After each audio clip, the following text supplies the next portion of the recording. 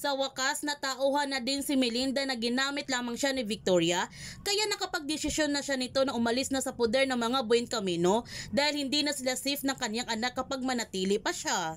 Gayon pa man, narinig ni Lucas ang pag-uusap ng kanyang ina at si Santiago na ang kanilang planong pagpatay kay Olivia.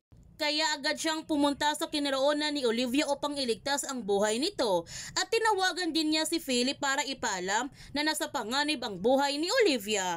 Samantala, sa pagdating ni Lucas sa ospital na iligtas nga niya ang buhay ni Olivia. Ngunit lumabas naman si Victoria sa kanyang sasakyan dahil siya na mismo ang papatay kay Olivia sapagkat gustong-gusto na niya itong patayin dahil para sa kanya si Olivia ang nagdadala ng kamalasan sa kanyang buhay.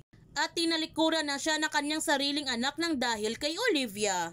Nung babarilin na sana niya si Olivia, agad siyang pinigilan ni Lucas at aksidente niyang naiputok ang kanyang baril mula sa kanyang anak. Kaya huwag natin palalapasin ang huling linggo ng nag-aapoy na damdamin. Kung bago ka pa channel ko, don't forget to like, subscribe, and click notification bell para palagi kang updated sa mga videos in-upload ko. Thank you for watching and God bless to everyone!